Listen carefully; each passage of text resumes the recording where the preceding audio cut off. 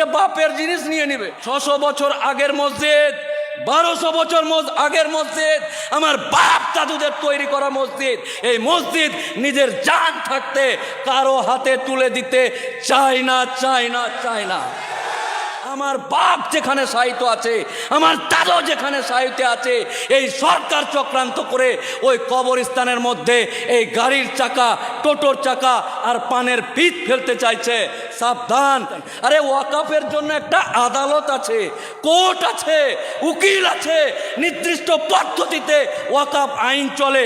আজকে স্বাধীনতার পর আমার বাপ রক্ত দিয়েছে, আমার দাদু রক্ত দিয়েছে। এই দেশ, এই পতাকাকে বুকে নিয়ে আমরা 70-74 বছর ধরে এই দেশে বাস করছি। হঠাৎ করে একটা সরকার এসে বলছে আমরা তোর বাপের কবরটা নিয়ে নেব।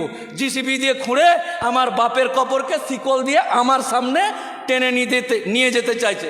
জিসিবি, কবরস্থান, বাপের কবর, যেই বাপের ঔরসে, যে বাপের জলে তৈরি হয়েছি, আমার বাপের কবর আমার সামনে জিসিবি দিয়ে খুঁড়ে চেন দিয়ে টানতে টানতে। আমরা জানি কি জন্য এসছি।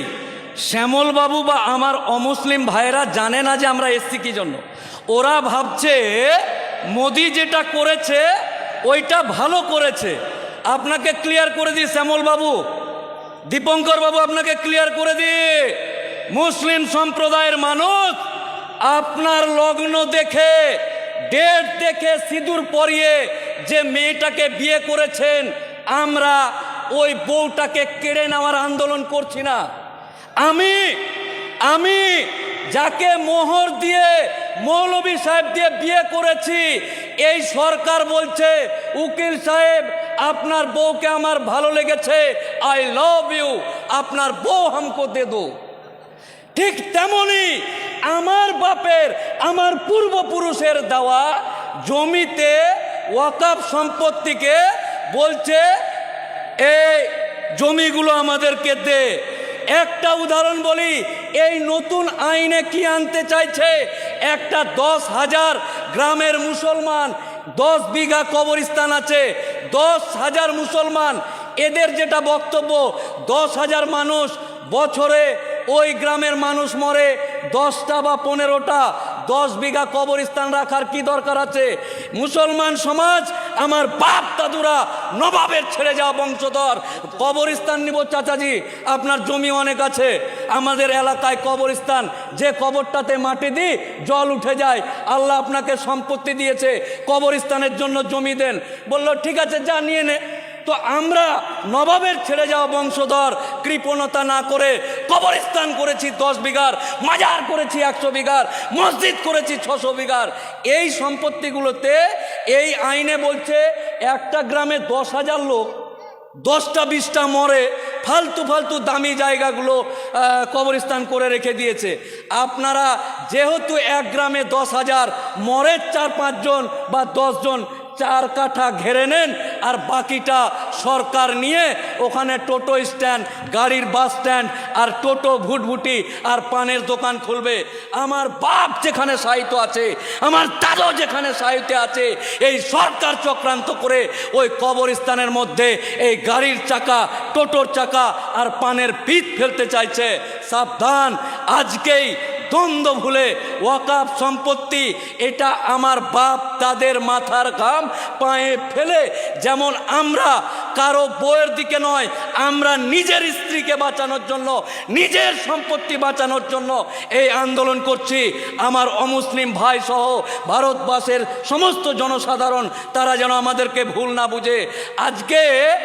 আজকে মসজিদ ডিএমকে পাওয়ার দিচ্ছে, ডিএম যেতে যেতে যদি মনে করে এই টিপু সুলতান মসজিদটা খুব সুন্দর, এখানে তো মেট্রো হয়ে গেছে, মসজিদ হামকো দে দো, গব্বর সিংয়ের মতন ডায়লগ।